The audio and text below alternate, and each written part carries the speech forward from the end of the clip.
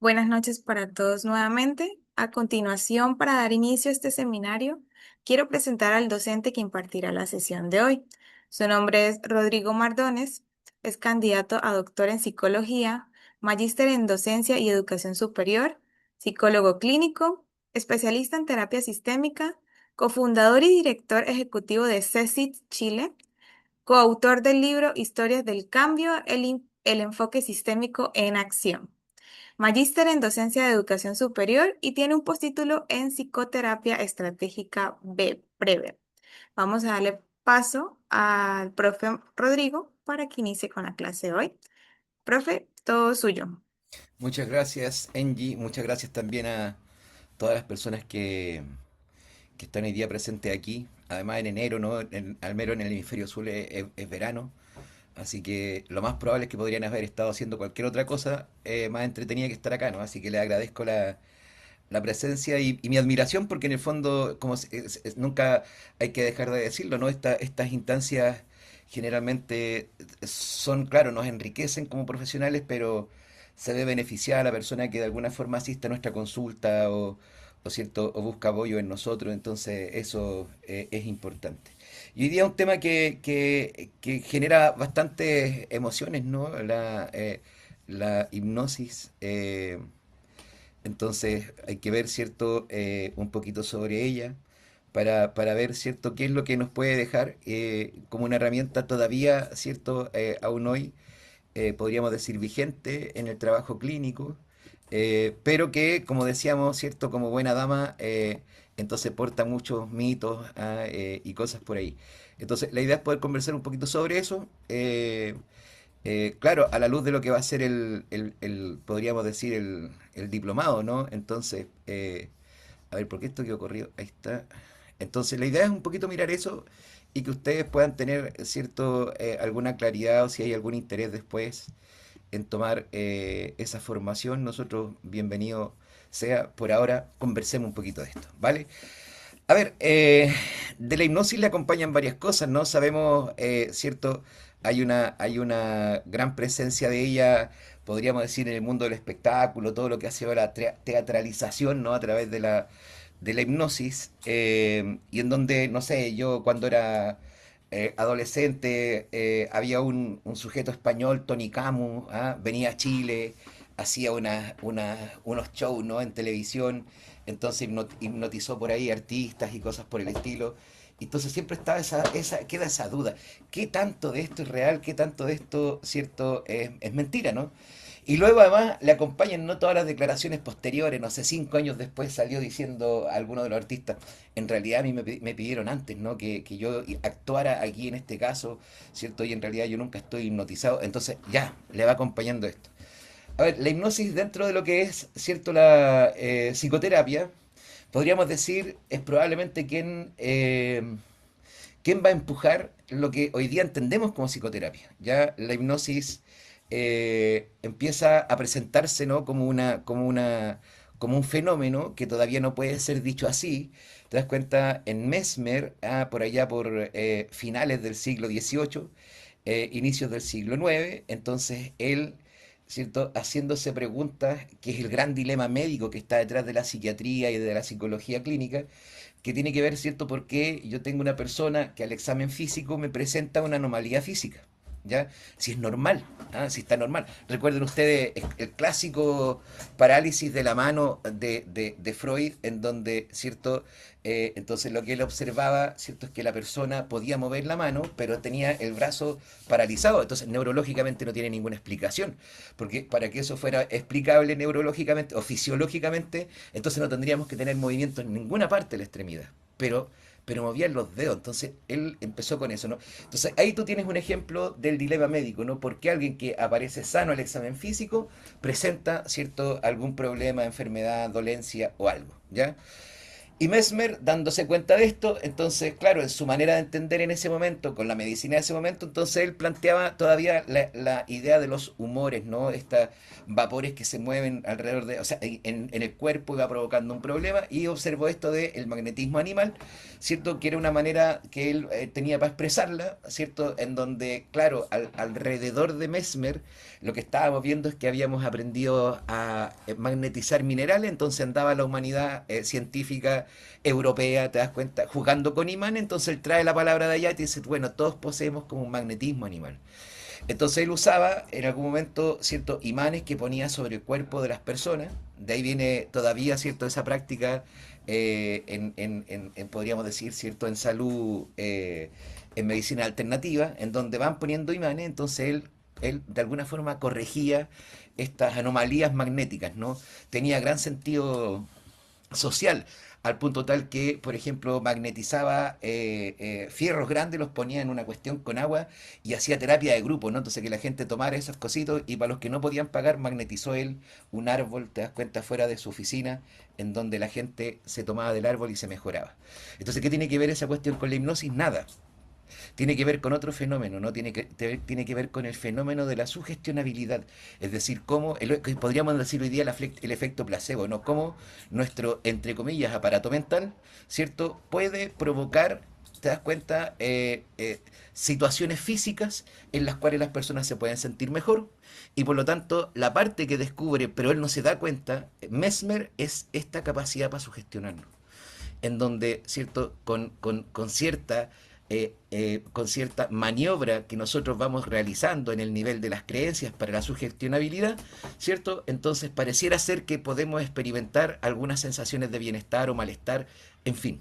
Pero él dio con eso, ¿ah? Podríamos decir, en términos, ¿cierto?, en jerga más popular, con el poder de la mente, ¿ok?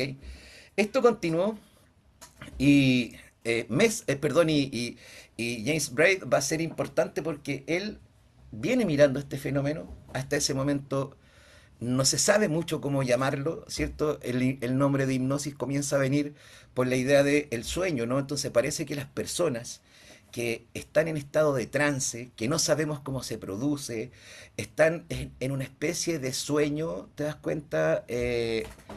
Nervioso. Eh, este sujeto, James Braid, va a ser el que va a poner el nombre de hipnosis, pero fíjate, lo va a plantear como un problema cerebroespinal. A este sujeto le debemos que nuestra manera de concebir la mente sea cerebrocéntrica. Pero la va a poner como un objeto de observación científica y por lo tanto aquí va a haber cierto un trabajo, podríamos decir, más sistemático al respecto de esto. ¿Cómo? Bueno, porque también venía una escuela importante desde Francia, ¿ah? En donde había un sujeto que se llamaba, era apellido era Liévaux. Ese sujeto recorría los campos de Francia como médico, tenía un problema porque él atendía gratis, por lo tanto generaba como algunos problemas en los médicos del lugar. Entonces él en los campos se encontró con personas que de pronto cuando él los empezaba a interrogar acerca de qué estaban sintiendo, entraban como en este sueño, te das cuenta, nervioso, en donde él describe, no hay razón que explique por qué se queda dormido, ¿cierto? Pero lo más que le complicaba a Lievo es que las personas en ese estado podían hablar. Y cuando podían hablar, podían referir la causa del malestar o incluso ellos mismos hablar de cómo sería la cura. ¿Por qué es importante este sujeto? Porque él es el primero que podríamos decir protocoliza cómo hacer que alguien ingrese en trance. Porque él era en las conversaciones que provocaba esto. Y luego se pierde el registro de todo lo que es el trabajo de hipnosis de la escuela francesa con lo que va a ser la Revolución Francesa y entonces llegamos al mismo punto en donde aparece de nuevo con este sujeto, ¿cierto? James Bright, que va a decir, ¿cierto? Es un sueño nervioso, es una anomalía cerebroespinal, ¿cierto? Lo que hizo que empezáramos a poner la mirada en la hipnosis como una, podríamos decir, cierto objeto de estudio en la medicina, ¿ya? Eh, claro, cuando nos empezamos a dar cuenta de esto, entonces en un asilo de ancianos en Francia, donde estaba cierto que se llamaba Petrier, un asilo de ancianos que no tiene que ver con los que nosotros conocemos hoy día, sino que más bien era como una especie de condominio, de edificios donde vivían muchos ancianos, ¿cierto? Entonces ahí tenían su capilla, tenían su almacén, ¿te das cuenta? Entonces ahí está Charcot, que es el que después va a conocer Freud, ¿no? Y Charcot venía haciendo cosas interesantes, además bastante turbias. Hoy día Charcot estaría en problemas, ¿no? Eh, Él veía, ¿cierto?, que ciertos enfermos que estaban sanos en la salud física presentaban problemas como por ejemplo el llanto o la labilidad, ¿cierto? Presentaban problemas como contorsiones, entonces a él le empezó a llamar la atención esta cuestión. De hecho, él mandó a buscar, ustedes googlean y van a encontrar los dibujos que él hizo, mandó a buscar un retratista que retratara a las personas cuando estaban en estos estados medios raros, ¿no? De convulsiones, para después él estudiarlas, ¿no? Estaría en problemas Charcot porque elegían las pacientes más hermosas para que las dibujaran. ¿Ah? Entonces uno diría, ya, puede haber una cosa rara ahí, o la manera de entender la estética, ¿no? Pero bueno, entonces aparece ahí, ¿no? Y es él que viene a cierto, que está en Francia, que hereda este tema de la hipnosis, que empieza a hacer algunas prácticas. Prácticas como por ejemplo, a través de la hipnosis, hacer que hombres experimenten dolores premenstruales, por ejemplo. Entonces, lo que es muy extraño, ¿no? Eh, y en eso está, ¿cierto? Para hacer la historia corta, cuando de pronto aparece nuestro amigo Freud, ¿cierto? Que está haciéndose otras preguntas al respecto del inconsciente y cosas por el estilo, y llega a Francia y ve a Charcot y queda impresionado. ¿Qué lo impresionó? Un ejercicio que hizo Charcot en un teatro. ¿Te das cuenta? Por eso que la hipnosis y la teatralización andan por ahí, porque en el teatro venían psiquiatras de distintos lugares del mundo, neurólogos en ese momento, ¿no? Todavía la psiquiatría como tal no está declarada, ¿cierto? Para mirar ciertas demostraciones de médicos. Y ahí entonces está Charcot, que hipnotiza a un sujeto delante de todos. El sujeto queda como dormido. Entonces le da una instrucción con además la instrucción de pararse, ir hasta el final de la sala, tomar un paraguas que iba a estar ahí, abrir el paraguas dentro del lugar, cerrarlo, dejarlo y volver a sentarse con una instrucción, ¿cierto?, de amnesia post-hipnótica. Es decir, él no se iba a acordar de que había recibido esa instrucción. Y entonces lo hace y el sujeto se para, va al final, trae el paraguas, abre el paraguas, cierra el paraguas, se sienta y le pregunta, ¿por qué hiciste eso? No sé.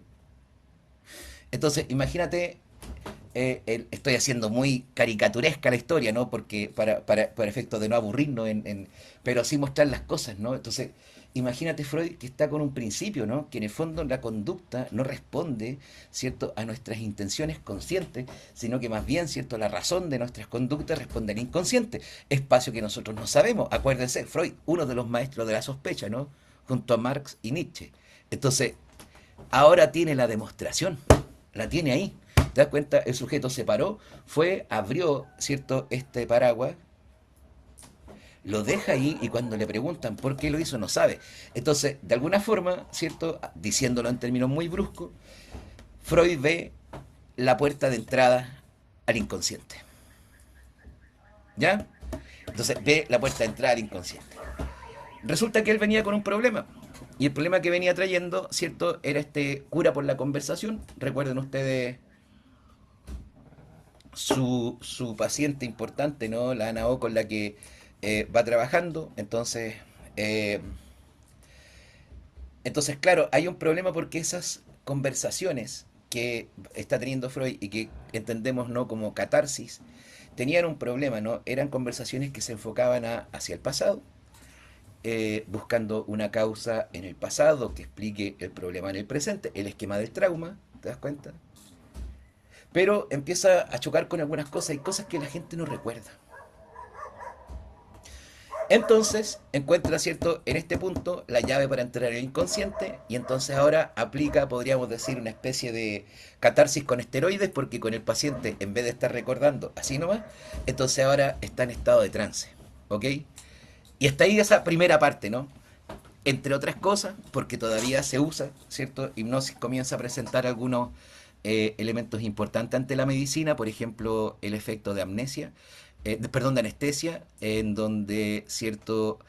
Los médicos empiezan a tener la posibilidad de, ¿cierto?, realizar algunas intervenciones quirúrgicas, por ejemplo, para personas que no tenían o que tienen un problema cierto de alergia o de no resistencia a los químicos propios de la anestesia. Entonces comienzan a haber registros que muestran, por ejemplo, como la analgesia real, ¿cierto? En reducción del sangrado, control del estrés post quirúrgico. eh, y claro, hasta el día de hoy, ¿no? Por ejemplo, hay personas que tienen que hacerse una cirugía menor, una extracción de muelas, por ejemplo, y que saben que tienen problemas con la anestesia, han pedido el apoyo de un hipnotista para que, cierto, provoque o aprender, cierto, podríamos decir, el efecto de la analgesia y poder entonces que le retiren esa pieza dental sin dolor. Y bueno, y queda ahí, ¿ya? ¿Qué es lo que empieza a pasar? Que Freud, ¿cierto? Empieza a hacer estos intentos, imitando o siguiendo lo que aprendió de Charcot, y se empieza a encontrar con un problema, que no todas las personas pueden ser hipnotizadas. ¿Ya? Es decir, no todas las personas pueden ser inducidas a trance. El método que él usaba era el del péndulo. ¿Ya? Entonces era como poner un pendulito y hacer cierto que la persona mire el péndulo y de pronto entonces entre en trance. ¿Ya? Si la pregunta que me hacen ustedes, ya, pero ¿qué es lo que es el trance generalmente de manera clásica es definida como un estado alterado de la conciencia. La verdad es que no está alterado. Ya podríamos decir es un estado de hiperfoco de la conciencia en un estímulo subjetivo, interoceptivo.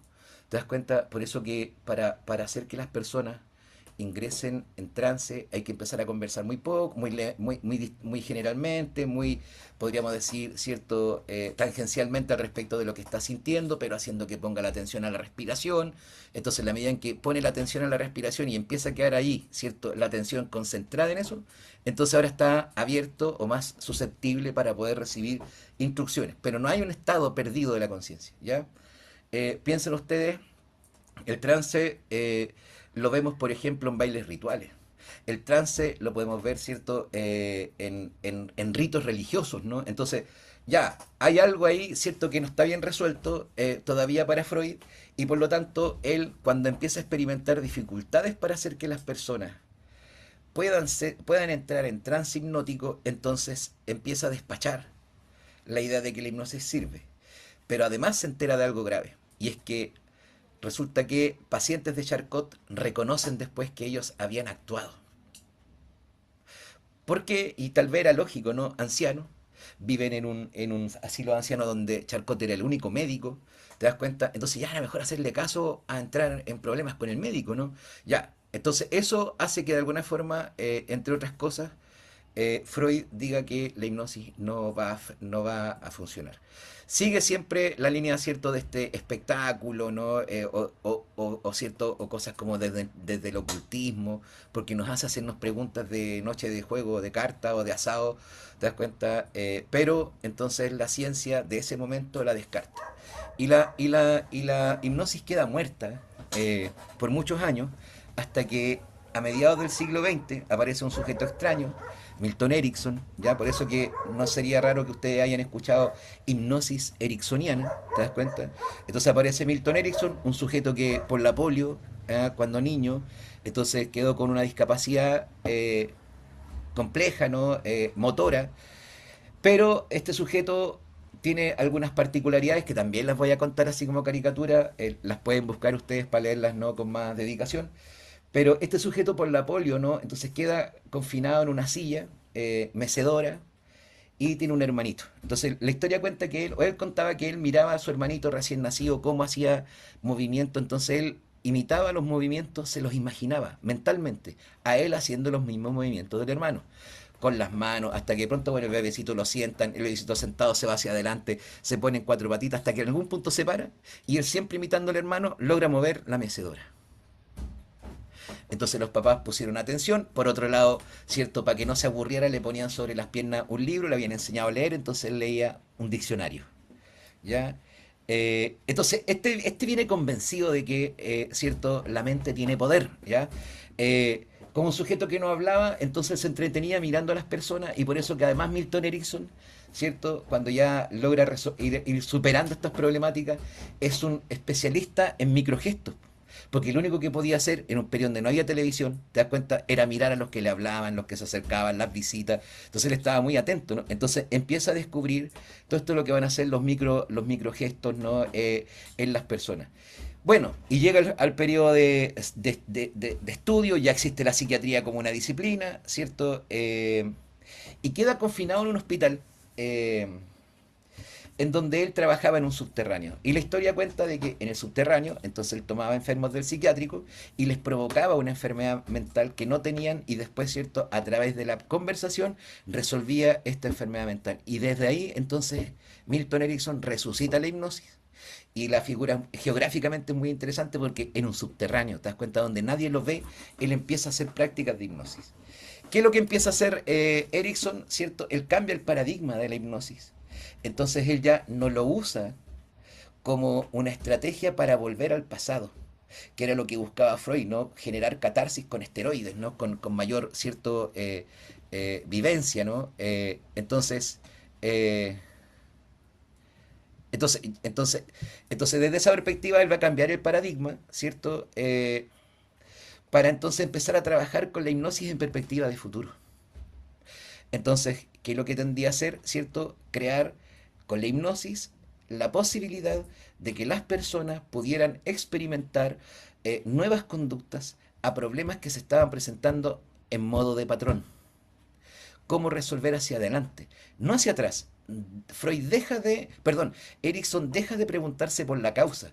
A él le interesa cómo hacemos para que la persona supere esto y logre hacer, ¿cierto?, lo que quiere hacer y que le daría bienestar.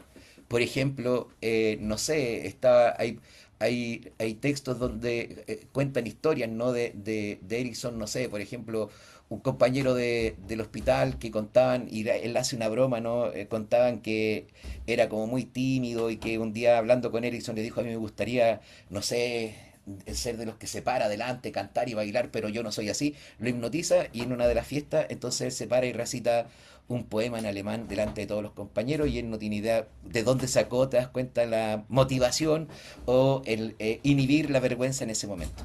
En fin, entonces va apuntando así ya. Pero fíjate, Erickson se empieza a dar cuenta de cosas muy interesantes, por ejemplo, que no es necesario para trabajar en hipnosis inducir trance. Pareciera ser que el lenguaje de lo cotidiano, ¿te das cuenta? Esta conversación en donde tú, ¿cierto? No necesitas que la persona esté en este estado pasivo, provoca lo mismo y más rápido que trabajar con alguien en trance. Te lo voy a poner en un ejemplo positivo y en un ejemplo negativo, ¿ya? Entonces, disculpen si es sexista el ejemplo, pero día viernes está, ¿cierto? La señora viene llegando del trabajo, ha preparado un picadillo para cuando llegue, ¿cierto?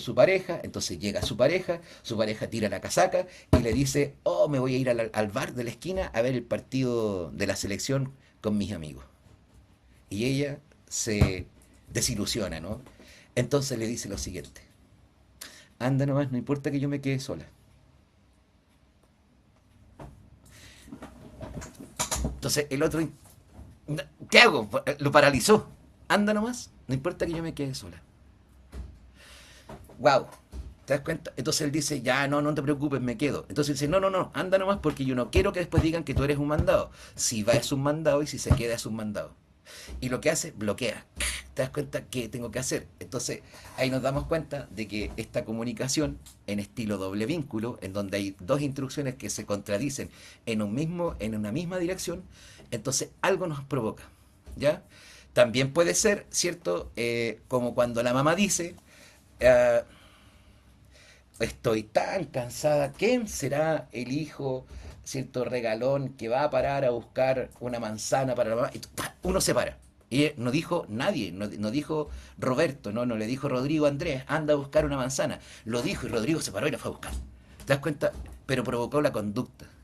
¿Ah?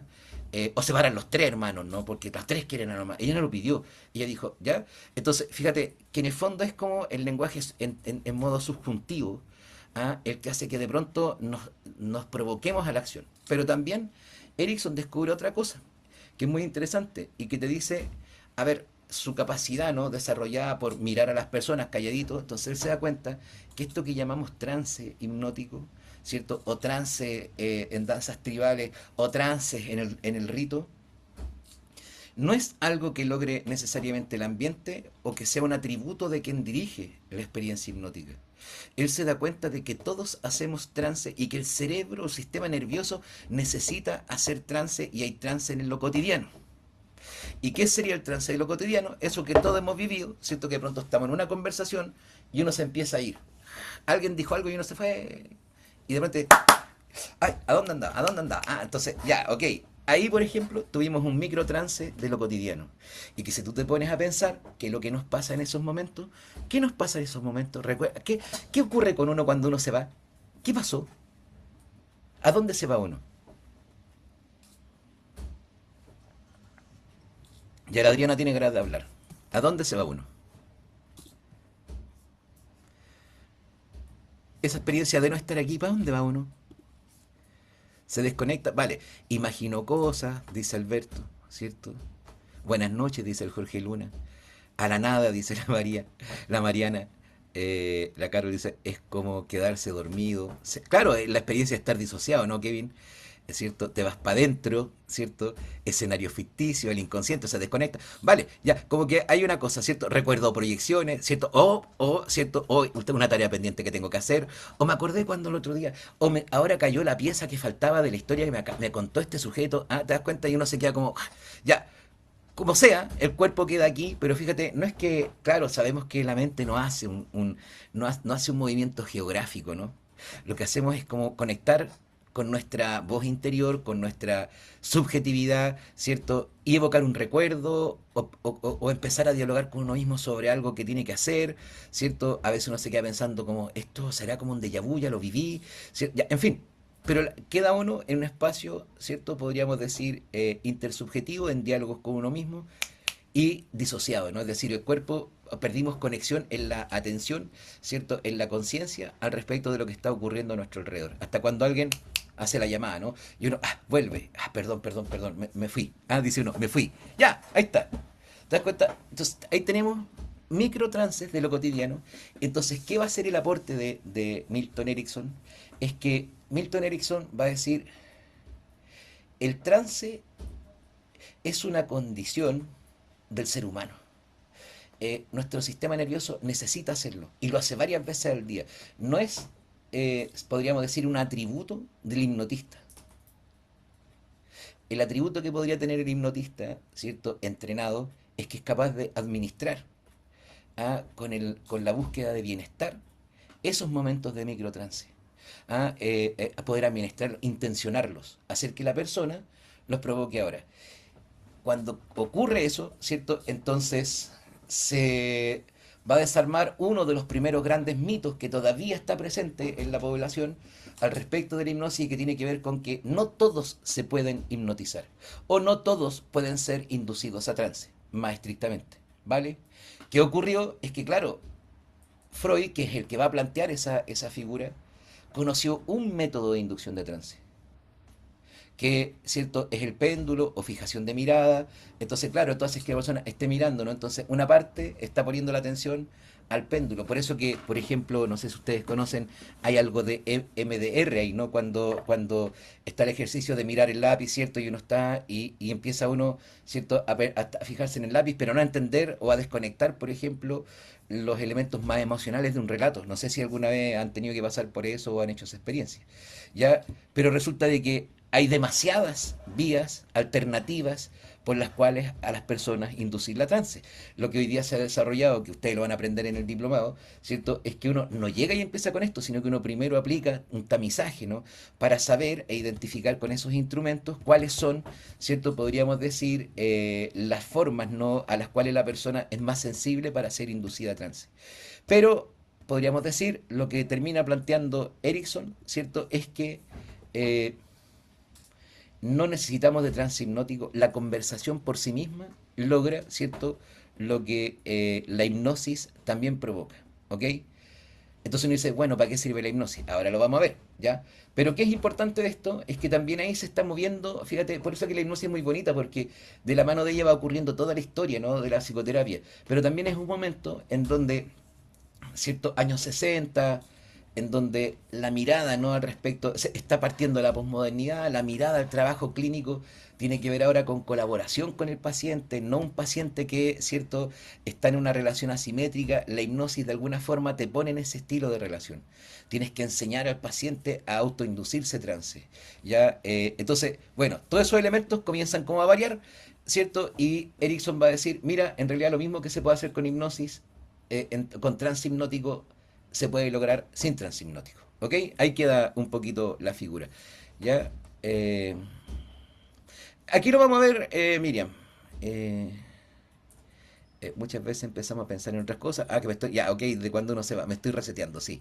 Ya, entonces uno de los mitos tiene que ver con la hipnosis como pérdida de control, ¿cierto? Es decir, esta idea de que, no sé, po, en Chile había un cantante, ¿cierto?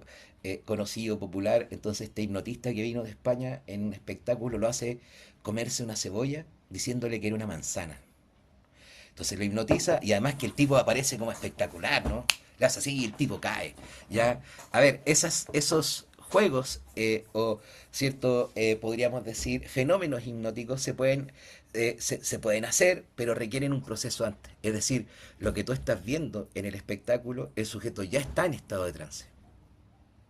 Entonces cuando le hace el chasquido, ¿cierto? La persona entonces puede ingresar, pero puede, no es que sean todos. Entonces, claro, le hace el chasquido y le dice, le pasa una cebolla y le crea el contexto, le dice, mira, tienes hambre y aquí hay una jugosa manzana y el tipo se empieza a comer la cebolla como desesperado. Bueno, semanas después, entonces ese cantante dijo, no, yo actué, esto estaba preparado, yo actué, no estaba hipnotizado y bueno, era el compromiso y avancé nomás, me comí la cebolla sabiendo que era una cebolla. ¿Te das cuenta? Entonces, claro, eso hace creer, por todo lo que tiene que ver con la hipnosis en términos más teatrales, ¿cierto? Que la persona pierde, podríamos decir, el control de sí misma, ¿cierto? En la clínica no es así, el paciente no está sometido, ¿te das cuenta? Eh, hay, eh, hay, es cierto, un proceso moral que siempre está activo. Entonces tú, esta idea de que puedes decirle a la paciente o al paciente que se desnude, por ejemplo, no va a ocurrir. ¿Ah? No va a ocurrir. Y bueno, para ir mostrándolo, ¿no?, en esos términos, lo que vamos a ver es que el paciente permanece consciente. ¿Ya? Hay un grado de conciencia, pero hay un foco de atención puesto, ¿cierto?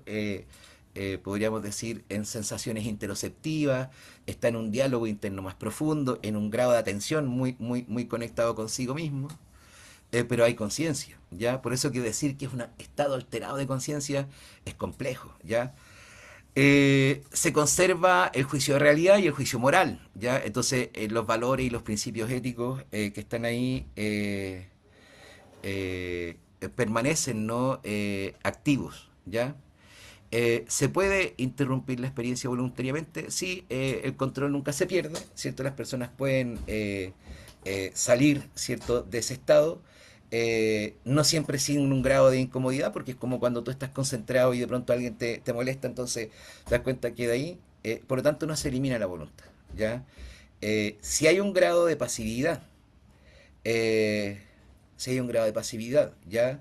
Eh, en términos de que la persona tiene que aprender a entrar en el estado de trance, ¿ya? Y eso se enseña, y se enseña como un ejercicio de relajación ¿cómo se llama? En el diplomado, se enseñan, ¿no?, los distintos técnicas para inducir trance. Entonces podríamos decir que es un estado de atención focalizada o como lo conocemos hoy día, ¿no?, de la mano de las neurodivergencias, como de hiperfoco, ¿ya? En donde efectivamente al estar esa conexión, entonces hay una disminución de lo que es la rumiación, ¿cierto? De estar en conversaciones dispersas con uno mismo, ¿ah? Y por lo tanto hay un aumento de la absorción experiencial, es decir, la persona está muy conectada al respecto de eso. No es un sueño, no está inconsciente, es atención que está dirigida con sentido clínico, ¿vale? Por lo tanto, un segundo mito, la hipnosis no te duerme, no te deja adormecido, ¿no?, como lo decíamos, sino que podríamos decir, el nombre hipnosis hizo que se generara la confusión. O sea, ahí tendríamos, ¿cierto?, un esquema, una representación de, ¿cierto?, un estado de sueño, ¿cierto? Y acá en focusino, ¿cierto?, en foco, en hiperfoco, y esto está activo, ¿ya? Demostrado en imaginología, ¿ya? Entonces, neurofisiológicamente, lo que hace la hipnosis, ¿cierto?, se parece más a estados de concentración profunda más que al sueño, quienes han tenido que pasar por experiencias místicas, ¿no? Religiosas, meditación, en el mundo católico, adoración al Santísimo, ¿cierto? Hoy día lo que es mindfulness, ¿no? El trabajar la conciencia aquí presente, ¿cierto? Son estados que de alguna forma uno podría ir como diciendo, están en niveles en donde la hipnosis tiene, podríamos plantearlo como un foco todavía más dirigido y por lo tanto más hacia un punto más agudo que profundo, ¿ya? Más agudo que profundo.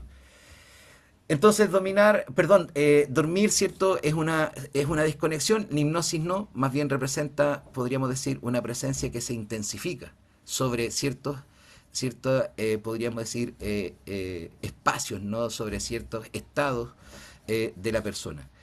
Solo algunos pueden ser hipnotizados, ya lo expliqué, no es así, ¿cierto? Lo que ocurre, ¿cierto?, es que hay distintas respuestas y por lo tanto eh, la inducción al proceso de trance va a requerir, ¿cierto?, más bien de conocer al paciente, ¿cierto?, de saber un poquito, bueno, cuáles son las áreas que le hacen un poco más abierto a la experiencia que otras, ¿no? Entonces, ¿qué es lo que hace que esto pueda ocurrir? Que hayan factores clínicos que sean relevantes, es decir, que hay una alianza terapéutica, no va a ocurrir que tú vas a conversar con un terapeuta y el terapeuta te va a hipnotizar sin que te des cuenta. ¿Ya? Cuando yo estudiaba hipnosis me reía porque son todas estas cosas raras, ¿no? Entonces, mi hija, que tengo una hija de 19, en ese momento tendría 13 años, 12 años, entonces me dice, papá, lo bueno es que tú esto de que aprendiste a hipnotizar, a mí al menos no me has hipnotizado y no voy a dejar que lo hagas. Entonces yo la miré serio y le dije, ¿cómo sabes tú que no te he hipnotizado? Y se quedó así como, no puedes, pero de verdad no me hipnotizaste. No, pues hija, eso no pasa, ¿ya? No pasa eso de que era una conversación porque sí va a ocurrir, ¿ya? Entonces tiene que haber una buena alianza terapéutica, ¿cierto? Donde hay confianza, donde hay una buena conexión entre terapeuta y paciente, ¿cierto? Tiene que haber claridad en el encuadre, es decir, ¿cierto? Mira, por razón X, yo quisiera que en esta parte del tratamiento probáramos con hipnosis, con trance, sin trance, ¿ya? Pero entonces ahí se plantean y por lo tanto ahí hay que trabajar con las expectativas también, no porque de pronto esta idea de que, ¿cierto? Yo vengo para que tú me hipnotices para dejar de comerme las uñas, no funciona así. ¿Te das cuenta? Yo vengo para que tú me hipnotices y yo deje de fumar, no funciona así. O sea, el esfuerzo en estos elementos no estamos eximidos de eso, ¿ya? Lo que ocurre es que va a aprender a manejar, ¿cierto? Podríamos decir las sensaciones físicas que vienen con aquel que está dejando el cigarrillo o alguna otra, ¿cierto? Podríamos decir sustancia, ¿no? Pero fíjate, cuidado, ¿ya? Eh, por lo tanto, va a requerir un lenguaje ajustado al paciente. O sea, si tenemos un paciente que habla, ¿cierto?, como todas las personas, no en una jerga más popular, entonces tú vas a tener que adaptar el lenguaje a él. Si no, no hay ninguna influencia, no hay ninguna invitación a poner el foco de atención, ¿cierto?, en algún área de su persona. Y tiene que haber una motivación, ¿cierto?, y sentido del proceso, es decir, tiene que haber un propósito claro para que la persona también participe, ¿cierto?, y colabore con esto, ¿ya? Por lo tanto, esta idea de que la técnica puede operar sola, no, está dentro del proceso de relación. Y es bonito porque los textos de Lievaux, que fue cierto del que conocimos, cómo va describiendo el proceso, te das cuenta, es muy bonito porque es una conversación cercana, cálida, que es la que va, cierto, donde va a proponer entonces qué vamos a hacer, ¿no? Entonces tiene que, en ese sentido, haber una conversación, una negociación de eso. Entonces, la idea de que la hipnosis cura por sí misma no es así, ¿cierto? Lo que decía, no es como vengo, usted hipnotíceme y deme la orden de que yo, ¿cierto?, deje de fumar y voy a dejar de fumar y no me van a dar nunca más ganas de fumar, no es así. ¿Ah? No es una terapia completa, es decir, hipnosis lo aprendemos como una herramienta, ¿te das cuenta? En donde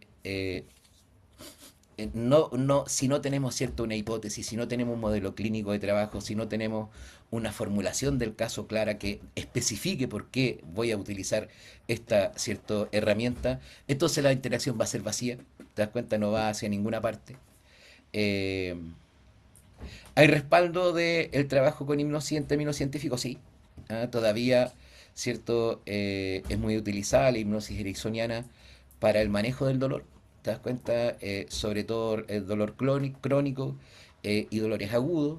No es que la persona necesite venir al hipnotista todas las veces para que se le hipnotice, sino que lo que hace el hipnotista o el terapeuta es que le enseña a autoprovocar ciertos estados de trance, analgésicos, le enseña, entonces él luego lo aplica en su casa. Lo mismo que ese que te dice, mira, me van a sacar una muela. No es que uno tenga que acompañar al dentista, uno enseña la técnica, ¿cierto? Para que la persona provoque el efecto, ¿cierto? Analgésico o anestésico cuando vaya a ser retirada la muela, ¿ya? Funciona con sintomatología ansiosa también, ¿cierto? No es necesario que se induzca trance, pero funciona con, ¿cierto? La sintomatología ansiosa probada, ¿no? Con respaldo científico para, ¿cierto? Estrés postraumático y procesamiento de las experiencias difíciles en donde tú requieres a veces que, ¿cierto? Cierta activación nerviosa, ¿no? Estrés postraumático no se presente en el momento en que estamos trabajando para elaborar la experiencia. Para síntomas físicos, ¿no? Con componentes psicológicos, es decir, para experiencias donde se psicomatiza el dolor, ¿cierto? Ya. Y procedimientos médicos invasivos para preparación y manejo durante las intervenciones. Eh, en algún momento en CESIS, hace unos cuantos años atrás, ofrecimos, ¿no? Para médicos y enfermeras ¿cómo se llama? Un curso, pero que estaba focalizado solo para el fenómeno de anestésico y algunos, bueno, participaron varios y algunos de los que participaron y de las enfermeras que participaron contaba que le había servido mucho, por ejemplo, para mujeres que quieren parto sin anestesia, para gente con dolor crónico, entonces estaba bastante interesante como herramienta en ese ámbito, ¿ya? Eh, Hay un tema, ¿no? Que tiene que ver con las vidas pasadas, que de pronto es complejo, razones por la cual a muchos de los que manejamos hipnosis no lo ponemos como servicio, porque no queremos llenarnos de personas que vienen a que les hipnoticen para ver si, cierto, en vidas pasadas de dónde vienen. Pero sí hay un tema que está asociado a la memoria, entonces como que recordar de dónde vengo, ¿cierto? Si viví en la Francia medieval y era una princesa, ¿te das cuenta? No, lo que pasa es que aquí, fíjate, es coherente porque la memoria no es una grabación. La memoria no es una grabación, la memoria es una construcción que nosotros hacemos, ¿cierto? De eventos que vivimos y cómo los percibimos en ese momento en términos, ¿cierto? Orgánicos, es decir, con nuestros sistemas de percepción, pero además con la carga de significados que tiene para nosotros, por eso que un recuerdo puede variar en el tiempo. Porque uno, ¿cierto? En la medida en que aprende, en la medida que se educa, en la medida que comparte con otro, entonces los recuerdos van variando muchas veces. Además, tenemos también ciertos recuerdos que son falsos. Eh, por ejemplo, tú tienes, ¿no? Ahí, cuando se cuenta una anécdota y de pronto sale alguien en la familia y empieza a contar y tú dices, loco, tú no estabas, yo estoy seguro que no estabas y todos estamos seguros y él se acuerda de la anécdota. Porque la hemos conversado tanto la anécdota que ya él participa del recuerdo, cierto, discursivo de lo que ocurrió. Entonces, de cierta manera, sí estuvo en la anécdota, pero no en el momento. ¿Te das cuenta? Entonces, entonces, ¿qué es lo que pudiera ocurrir en estados de trance que expliquen estas cosas, ¿no? Es que, claro, la hipnosis lo que va a hacer, ¿cierto? Es que no te va a garantizar recuerdos verdaderos, te va a garantizar probablemente intensidad de esos recuerdos. Entonces, cuando aparecen todas estas ideas de la regresión y todas las cosas, ¿cierto? Claro, son en personas que de alguna forma, te das cuenta, o sea, alguien que se viene a hacer una regresión es porque es alguien que de alguna forma, te das cuenta, cree que ha vivido en vidas pasadas. O sea, viene de esa matriz semántica, ¿te das cuenta? En donde eso es posible. Entonces, a ver, ¿puedo decir yo que retrocedió a vidas? No, no lo puedo decir. ¿Te das cuenta? No lo puedo decir.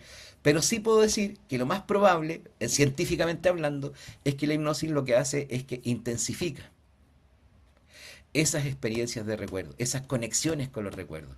Entonces, ¿te das cuenta? Eso hace que sí la hipnosis te entregue, ¿no?, cierta posibilidad también de realizar una maniobra iatrogénica cuando tenemos, por ejemplo, terapeutas que no tienen formación, en donde hay un uso autoritario del lenguaje, en donde se prometen resultados que no van a cumplir y por lo tanto, ¿cierto?, en la hipnosis amplifica el estilo del terapeuta, ya sea para bien o para mal. Lo que va a obligar siempre, ¿cierto?, a un trabajo ético, donde tiene que haber un consentimiento informado para realizar esta estrategia. Ah, no se puede usar la hipnosis para imponer creencias, ¿te das cuenta? Así que ahí, por ejemplo, quien preguntaba sobre la conducta delincuencial, ¿cierto? Habría que ver de qué estamos hablando en esa conducta delincuencial, pero no le vamos a cambiar la estructura moral a alguien, porque hemos practicado hipnosis, ¿ya? Eh, Hay que explicar de todas formas, ¿no?, cuáles son los alcances y los límites para no generar expectativas altas. A mí me pasó, por ejemplo, un paciente años atrás que viene a hablar conmigo por otras cosas y entre medio me dice, bueno, yo no le tengo mucha fe a los psicólogos porque yo fui un psicólogo que hacía hipnosis para dejar de fumar y no dejé nunca de fumar. Y yo estaba sacando mi cigarrito y me arrepentí. Y me dijo, no, no, no, si yo igual fumo, así que fumemos los dos. Me dijo, así que ya, fumamos los dos. Ya, trabajamos lo que él tenía que trabajar conmigo. Y me dice, ¿por qué no trabaja usted conmigo con hipnosis para dejar de fumar? Y yo dije, no, porque ya no resulta, si ya no te resultó. Yo sabía que le iba a resultar, pero mandándolo donde otro colega. Entonces le dije, mira, ¿quién te podría ayudar? Pero este no hace hipnosis, este trabaja con otro método. Ya, lo mandé donde Ricardo Enrique, colega que trabaja en eso. Y claro, Ricardo en conversaciones y aplicando hipnosis sin trance, lo ayudó a dejar de fumar. Pero te digo, veníamos de 2 cajetillas a 1 cajetilla y media, a 1 cajetilla, a 15 cigarros, y en un tramo de, no sé, 3 4 meses el hombre dejó de fumar. No, no, no es así, ¿ya? Entonces después yo venía a verme y yo me reía y decía, lo que pasa es que ese hace otro tipo de hipnosis, pues no es la que conocías tú. Así que ahí está. Eh, la hipnosis no va a crear poder en el terapeuta, te das cuenta, pero sí lo va a visibilizar en términos de que, cierto, si uno lo quiere mirar así, es un modelo de tratamiento, es una técnica de tratamiento que uno dirige, ¿te das cuenta? Y eso te da, podríamos decir, cierto grado de asimetría, porque uno lo dirige, ¿cierto?, al respecto de lo que va a ser el modelo de inducción de trance, si no va a ser con trances, el esquema de conversación que uno va a plantear con el paciente, y por eso que obliga a que haya, podríamos decir, una buena alianza que permita establecer bien, muy bien, los objetivos que se quieren lograr. ¿Ya? El terapeuta no va a avanzar solo. Por lo tanto, ¿cierto? La hipnosis clínica es una técnica psicológica legítima, ¿cierto? Podríamos decir, ¿cierto?, resultados probados, todavía hoy día, ¿cierto? Es un recurso terapéutico complementario, es decir, no es una terapia, es una herramienta. Evidentemente no es magia, tampoco es control mental, ni tampoco cura instantánea, ¿no? Y ahí tienen, si quieren seguirme o encontrarnos para conversar, ya sea en Cesis o en mi Instagram, yo siempre respondo cuando me escriben WhatsApp. Eh, Así que si de pronto necesitan material, ¿cierto? Y ahí también está el de Cesis, que siempre estamos ofreciendo formación gratuita. Y eso. Y no sé, les dejo el espacio para que conversemos, comentemos un poquito, ¿cierto? Fue algo así como, podríamos decir, lo que se puede conversar en una hora. Y algunas preguntas, no sé si las voy a poder responder, no, pero ahí está. Entonces, buenas noches. ¿Se puede usar hipnosis en claustrofobia? Mira, sí. Lo que pasa es que, claro, lo que te explicaba antes, no, si tú piensas que con hipnosis yo voy a resolver una claustrofobia, no. ¿Ya? Si tú me dijeras, Rodrigo, ¿tú que sabes hipnosis, lo aplicarías para una claustrofobia? No, voy a aplicar desensibilización sistemática, que es más efectiva y es más rápida. Y que tiene un nivel de evidencia altísima para la fobia. Si me falla desensibilización sistemática, modelo, ¿cierto?, de los conductistas, pensaré en usar otro o probablemente con apoyo en la hipnosis. Pero fíjate, para claustrofobia no es necesario esto, ¿no? Es más sencillo, más efectiva de sensibilización sistemática. Lo mismo, ¿cierto? Se puede tratar con fobia a la jeringa. Mira, muy interesante porque en general la fobia a la jeringa si conoces a alguien que tiene eso, o a ti te pasa, propone el siguiente ejercicio. Fíjate, la fobia a la sangre, jeringa y herida tiene una lógica opuesta a las otras fobias. Las otras fobias que activan el miedo, ¿te das cuenta? Cuando aparece la emoción miedo, entonces todo el sistema vascular se activa para, podríamos decir, tonificar los músculos porque tengo que o arrancar o atacar. Entonces por eso que el corazón se siente, ¿no? Pum, pum, pum. Ah, y uno se siente como con calor. Y claro, porque de pronto el corazón tiene que bombear sangre para generar que cierta tonificación de los músculos para arrancar o pelear. En las fobias a las heridas, jeringas y no me acuerdo qué más, funciona al revés la cuestión. Entonces la persona experimenta un desmayo, se inhibe.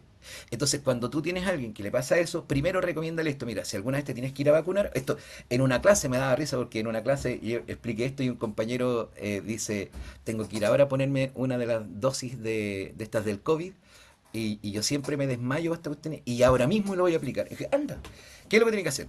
Contraer. ¿Te das cuenta? Contraer, contraer, contraer, soltar las piernas. ¿Te das cuenta? A lo mejor ya, si tiene que sentarse, que en vez de que se siente en la silla, a esperar que esté en cunclilla un rato. Y cuando ingresa a vacunarse, entonces no se desmaya porque ha irrigado lo suficiente con las contracciones para poder, cierto, pasar el momento. ¿Y qué es lo que hace? Que pasa el momento y ya no le vuelve a ocurrir nunca más. Entonces este chico hoy día, colega, ¿no? Entonces siempre me escribe, me dice, cada vez que tengo que ponerme una inyección me acuerdo de usted que ya no es magia entender cómo funciona la cosa. Ya, entonces ahí puedes hacerlo con eso, Abraham. ¿Ya? Inténtalo. Disculpen, entre tarde la Reo habló de acerca de la hipnosis en ámbitos delictuales. Es que A52S de Belén, ¿cierto? Lo que ocurre ahí es que te decía, no podemos pensar la hipnosis como una terapia completa. Es un instrumento, ¿no? Entonces es como que, no sé, a ver, si yo fuera mecánico, te das cuenta, y aquí con una llave común y corriente puedo eficientemente sacar esa tuerca, ¿para qué voy a aplicar una llave dado? ¿Te das cuenta?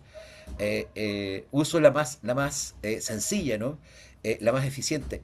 Ahora, evidentemente que hay una diferencia entre quienes manejan hipnosis y quienes no.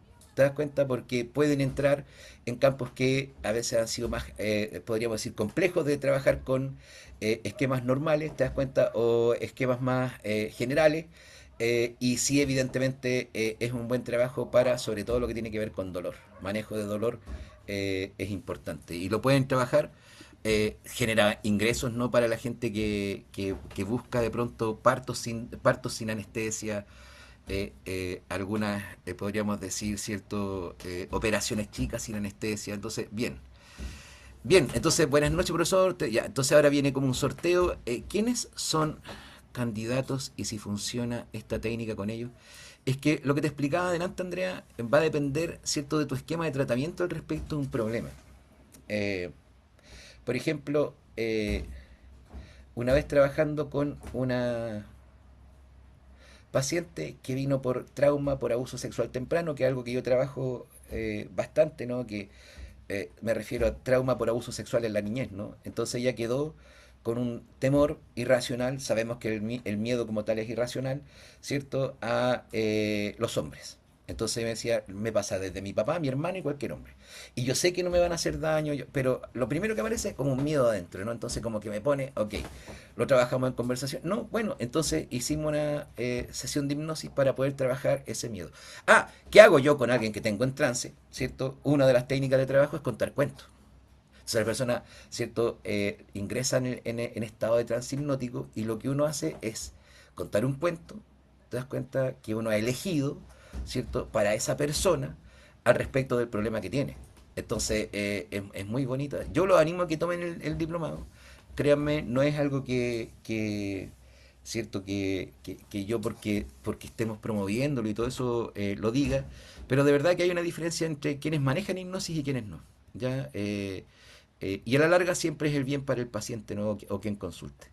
No sé si hay más preguntas. ¿Con qué enfoque modelo corriente es más compatible la técnica? ¿Cuál es la relación o el nexo entre la hipnosis tradicional y la terapia sistémica? Ya, lo que pasa, Alberto, es que la terapia sistémica, yo que trabajo en eso, mira, no tiene ningún mérito. Ya, es estar en el lugar, ¿cierto? Preciso, en el momento preciso. Y claro, la terapia sistémica, podríamos decir, es de los primeros enfoques terapéuticos que aparecen en lo que va a ser el cambio epocal o paradigma desde la modernidad a la posmodernidad.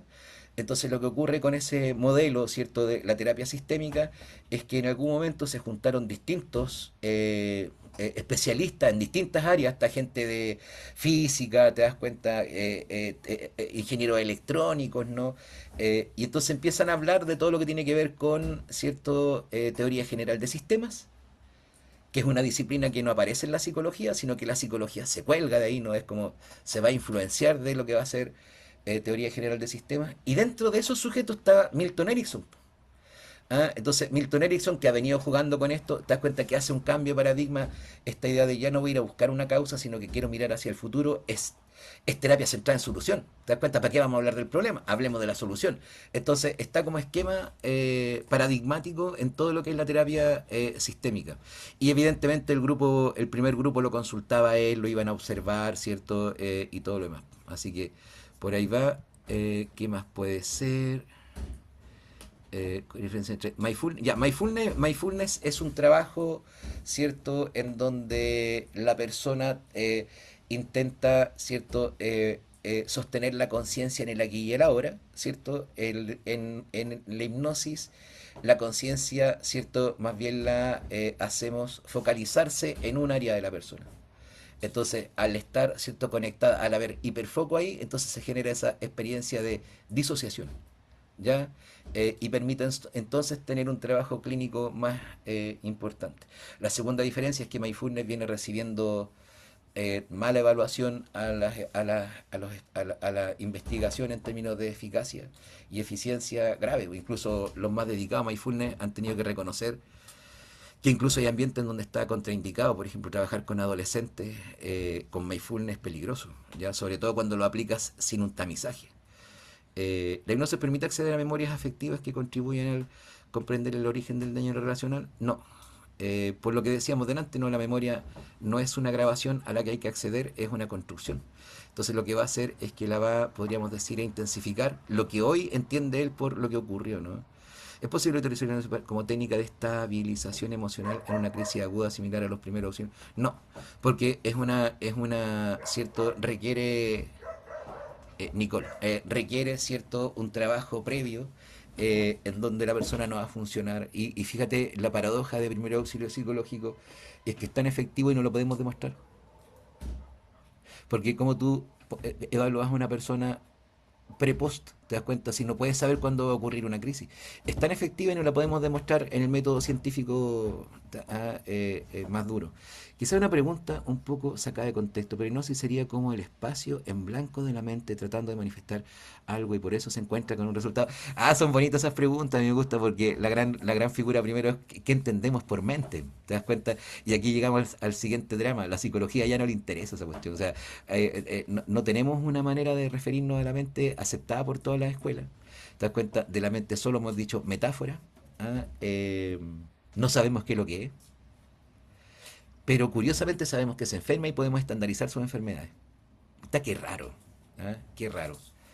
Entonces, si tú me dices eso, yo te diría, más bien, ¿cierto? Claro, es encontrar un punto en blanco, pero más bien focalizar la atención es eso, así como tú empiezas, incluso esta noche háganlo, ¿no? En vez de focalicen la atención en la respiración, y van a empezar a tener diálogos adentro, así como se están acordando de mañana, pero en la respiración, deja pasar esos diálogos en la respiración, no te muevas en la respiración, y de pronto va a tener la atención fija, una hiperatención, ¿ya? En donde pueden ocurrir cosas alrededor tuyo y ya da lo mismo. Tú estás focalizado en eso, ¿ya? Tiene que ver con agudeza más que otra cosa. Bien, preguntas, algo más, si no para que hagamos el sorteo, a ver que alguien se saque la beca. Sí, Eh, alguien que quiera intervenir, que quiera hacerle una pregunta directa al docente. Mientras tanto voy a abrir la puerta porque me golpearon mi puerta del departamento. Ya, en la depresión se puede usar la hipnosis, sí, fíjate, pero depende, nuevamente, ¿no? Como todo en psicología, ¿qué es lo que quieres tú trabajar? Porque, por ejemplo, tú tienes experiencias depresivas, ¿no? En donde el ánimo está afectado y las personas a veces, por ejemplo, muestran patrones, patrones eh, ¿cierto? Cognitivos que, ¿cómo se llama? Que están ahí difíciles de resolver. Puede ser que ahí, por ejemplo, podamos hacer algo con el pensamiento rumiante y eso. Denme un segundo.